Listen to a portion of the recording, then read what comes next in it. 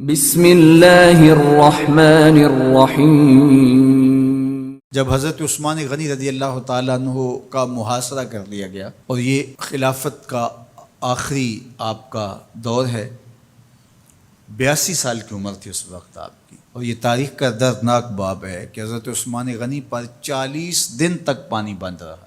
وہ ایک منصوبہ تھا، 3 لوگ 3 مختلف شہروں سے چلے، مصر سے، کوفے سے اور بصرے سے، 1,000 آدمی لے کر کے، اور مدینہ المنورہ میں پہنچ کر کے حضرت علی المرتضیٰ سے ملے، ام المومنین سیدہ عائشہ سے ملے، کبار اصحاب سے ملے۔ تو جو انہوں نے کہا تو انہوں نے ان کو کہا کہ نہیں، ایسی کوئی بات نہیں، فہمائش کر کے واپس بھیج دیا۔ حضرت عثمان غنی رضی اللہ تعالیٰ عنہ پر اقربا پروری کا الزام عائد کیا تھا، تو انہوں نے کہا کہ کوئی ایسی بات نہیں ہے۔ پھر یہ تھا کہ آپ نے کم عمر گورنر، کم عمر لوگ مقرر کیے، تو حضرت عثمان نے کہا کہ حضرت اسامہ بھی تو کم عمر تھے، حضور نے ان کو اگر مقرر کیا ہے تو یہ تو مثال ہمارے سامنے موجود ہے، لیکن یہ ایک منصوبہ تھا، اس منصوبے کے تحت یہ 3 جگہوں سے لوگ آئے تھے۔ وہ 3 دن کی مسافت کے بعد پھر تینوں واپس آ گئے، تو یہ ایک سوالیہ نشان ہے کہ تینوں کیوں واپس آ گئے، کوئی ایک تو نہ آتا نا، تو یہ سب طے شدہ منصوبہ تھا۔ اور پھر انہوں نے مدینہ المنورہ کو گھیر لیا، اور جس طرح سے بلوائیوں نے حالات پیدا کر دیے، سیدنا علی المرتضیٰ رضی اللہ تعالیٰ عنہ تو شہر مدینہ سے باہر تشریف لے گئے تھے، اور اپنے بیٹوں امام حسن اور امام حسین رضی اللہ تعالیٰ عنہ کو حضرت عثمان غنی کے دروازے پر مقرر کیا تھا کہ ان کو ضرر نہ پہنچنے دینا۔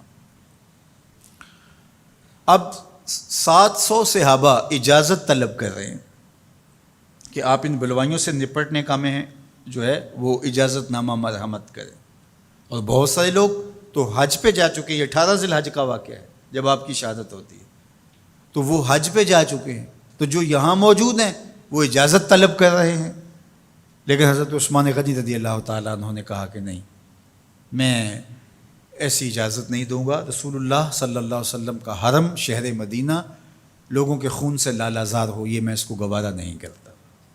افواج موجود ہیں، اور دنیا کی تاریخ میں آپ کو ایسا نہیں ملے گا کہ اتنی بڑی حکومت کسی کے پاس ہو اور وہ خود گھیر لیا جائے، اس کا پانی بھی بند ہو جائے، اور وہ حکم دے کہ نہیں، میرے لیے آپ ایک قطرہ بھی خون نہیں بہائیں گے۔ بلکہ آپ کے غلاموں نے جب تلواریں اٹھا لی تو آپ نے فرمایا کہ میرا حکم ہے کہ تم تلواریں نیچے رکھو، بلکہ میں تمہیں یہ آفر دیتا ہوں کہ جو غلام لڑے گا نہیں اور یہ میرے سے عہد کرتا ہے وہ آزاد ہے۔ حضرت ابو ہریرہ رضی اللہ تعالیٰ عنہ، حالانکہ یہ پڑھنے پڑھانے والے لوگ تھے، تعلیم و تعلم سے ان کا تعلق تھا، لیکن وہ بھی تلوار لے کے حضرت عثمان غنی کے دفاع میں آ گئے، لیکن حضرت ابو ہریرہ رضی اللہ تعالیٰ عنہ کو بھی حضرت عثمان غنی روک دیتے۔ مالک بن اشتر کہنے لگا کہ ہم آپ کی دستبرداری کے خواہاں ہیں، آپ خلافت سے دستبرداری اختیار کر لیجئے۔ تو حضور علیہ الصلوۃ والسلام کے اس جانثار صحابی نے، حضرت عثمان غنی نے فرمایا یہ نہیں ہو سکتا۔ دستبردار کیوں نہیں ہوئے؟ لگتا تھا یہ سب سے زیادہ آسان تھا، لیکن حضور نے ارشاد فرمایا تھا، اے عثمان، تمہیں اللہ ایک قمیض پہنائے گا، لوگ اس کو اتارنا چاہیں گے، تم کبھی نہ اتارنا۔ تو اس سے مراد خلافت کی قمیض ہے، اور ان کی شہادت کی خبر بھی اللہ کے محبوب علیہ السلام نے دی تھی، اور اگر آپ دستبردار ہو جاتے تو یہ ایک کھلونا بن جاتا، بازیچہ بن جاتی خلافت۔ چند آدمیوں کے پریشر سے خلافت سے دستبرداری کرنا پڑتی۔ اچھا، ایک یہ سوال بھی پیدا ہوتا ہے، چند باغی تھے، ان کو کس طرح کچل دیا جاتا، لیکن حضرت عثمان غنی یہ نہیں چاہتے تھے۔ ایک تو یہ کہ مدینے کی حرمت پامال نہ ہو، اور دوسرا پورے عالم اسلام کو آگ لگانے کا جو منصوبہ تھا، 3 مختلف شہروں سے 1,000 آدمی لایا گیا ایک منصوبے کے تحت، اور انہیں لاشیں چاہیے تھیں، اور جو ان کے پیچھے کام کر رہے تھے نادیدہ ہاتھ، ان کا منصوبہ یہ تھا کہ یہاں سے مختلف سمتوں میں، یہ تینوں شہر مختلف سمتوں میں تھے، تینوں سمتوں میں جب لاشیں جائیں گی تو پورے عالم اسلام کو ہم جو ہے وہ خانہ جنگی کی آگ میں دھکیل سکیں گے۔ تو حضرت عثمان غنی ان سازشوں سے آگاہ تھے، تو سب سے اہون اور آسان یہ تھا کہ قربانی پیش کر دی جائے، اور پھر انہوں نے سن بھی رکھا تھا کہ 2 شہید ہیں، شہید تو انہوں نے بہرحال ہونا ہے، تو لہٰذا میں خلافت سے دستبردار بھی نہیں ہوں گا اور شہر مدینہ کی حرمت بھی پامال نہیں ہونے دوں گا۔ اور تیسری بات یہ ہے کہ میں خود مظلوم شہید کر دیا جاؤں، تو وہ آپ نے یہ گوارا کر لیا۔ تو 18 ذوالحج تھا، جمعہ کا ہی دن تھا، اور حضرت عثمان غنی رضی اللہ تعالیٰ عنہ روزے سے تھے، عصر کا وقت تھا، قرآن مجید کی تلاوت کر رہے تھے۔ حضرت امام حسن، امام حسین اور حضرت عبداللہ بن زبیر اور دیگر لوگ آپ کے دروازے پہ پہرا دے رہے تھے، لیکن باغی پچھلے گھر سے دیوار پھلانگ کے آپ کے گھر میں داخل ہوئے اور تلوار سے وار کیا۔ آپ کی زوجہ حضرت نائلہ آگے بڑھیں اور ہاتھ سے روکنا چاہا، آپ کی انگلیاں کٹ گئیں۔ پھر دوسرا وار کیا تو حضرت عثمان غنی رضی اللہ تعالیٰ عنہ کا دایاں ہاتھ کٹ کے گر گیا۔ حضرت عثمان غنی رضی اللہ تعالیٰ عنہ نے افسوس کیا اور کہا کہ تم نے وہ ہاتھ کاٹ دیا جس سے میں وحی کی کتابت کیا کرتا تھا۔ پھر اس کے بعد آپ پر 9 وار کیے گئے اور آپ کو شہید کر دیا گیا، اور آپ کا خون قرآن مجید پڑھتے ہوئے اس آیت پہ گرا، فَسَيَكْفِيكَهُمُ اللَّهُ وَهُوَ السَّمِيعُ الْعَلِيمُ۔ تو حضرت عثمان غنی رضی اللہ تعالیٰ عنہ مظلوم شہید کیے گئے، بھوکے اور پیاسے شہید کیے گئے، ظلماً شہید کیے گئے۔ حضرت عبداللہ بن عمر رضی اللہ تعالیٰ عنہ فرماتے ہیں کہ حضور فتنوں کا ذکر کر رہے تھے کہ فتنے ہوں گے، بہت بڑے فتنے ہوں گے۔ تو ایک شخص نے چادر اوڑھی ہوئی تھی اور وہ مجلس واعظ کے قریب سے گزرا جہاں حضور کچھ ارشاد فرما رہے تھے، تو آقا کریم نے اشارہ کر کے کہا اس دن یہ شخص حق پہ ہوگا۔ عبداللہ بن عمر کہتے ہیں کہ میں اٹھا اور جا کے دیکھا تو وہ حضرت عثمان تھے۔ تو میں نے حضرت عثمان کے چہرے کو پکڑ کے تھوڑا سا حضور کی جانب کیا اور میں نے کہا حاضہ حضور، یہ اللہ کے محبوب فرمایا ہاں یہی، جب فتنے ہوں گے تو فرمایا یہ حق پہ ہوگا۔ تو حضرت عثمان غنی رضی اللہ تعالیٰ عنہ حق کی راہوں کے مسافر، جنہیں حضور کی زبان سے شہید کہا گیا، اور شہید کسی کا انجام ہوتا ہے، تو حضور نے فرمایا یہ شہید ہوگا۔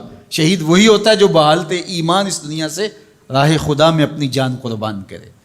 فرمایا فَإِنَّمَا عَلَيْكَ نَبِيٌّ وَصِدِّيقٌ وَشَهِيدَانِ، اے پہاڑ رک جا، تو جانتا نہیں تیرے اوپر اللہ کا ایک نبی ہے، ایک صدیق ہے اور 2 شہید ہیں۔ تو حضرت عثمان غنی رضی اللہ تعالیٰ عنہ عظمتوں کے مینار، اللہ اکبر۔ تو یہ حضرت عثمان غنی رضی اللہ تعالیٰ عنہ کا یہ کارنامہ تھا کہ آپ نے اپنی جان پیش کر کے امت کو جو ہے وہ فتنوں سے محفوظ کر لیا اور امت کو بچا لیا۔ حضرت عثمان غنی رضی اللہ تعالیٰ عنہ پہ کروڑوں رحمتیں، کروڑوں سلام۔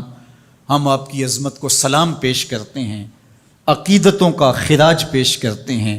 حضور کی خدمت میں ایک جنازہ لایا گیا اور حضور سے عرض کی گئی حضور اس شخص کا جنازہ پڑھا دیجئے، تو حضور نے انکار کر دیا، کہا میں جنازہ نہیں پڑھاؤں گا۔ تو صحابہ نے عرض کیا یا رسول اللہ، کبھی ماضی میں ایسا نہیں ہوا، جب بھی کوئی جنازہ لایا جاتا ہے تو آپ جنازہ پڑھا دیتے ہیں اور آپ نے آج انکار کر دیا ہے۔ تو فرمایا یہ شخص میرے عثمان سے بغض رکھتا تھا اور اس کو اللہ نے بھی اپنی رحمتوں سے محروم کر دیا ہے۔ حضور نے اس شخص کا جنازہ نہیں پڑھایا جو مبغض عثمان غنی رضی اللہ تعالی عنہ۔ تو اب آپ اندازہ کیجئے وہ کتنا بدبخت شخص ہے جو حضرت عثمان سے بغض اور دشمنی رکھتا ہے۔ حضرت عثمان غنی رضی اللہ تعالی عنہ سے اللہ کے محبوب علیہ السلام نے کتنی خوبصورت ارشاد فرمائی، میں اس سے حیا کیوں نہ کروں جس سے اللہ کے فرشتے بھی حیا کرتے ہیں۔ یعنی عثمان غنی وہ ہیں جس سے اللہ کے فرشتے بھی حیا کرتے ہیں، اور جو عثمان غنی کا حیا نہیں کرتا اس سے بڑا بے حیا کون ہو سکتا ہے۔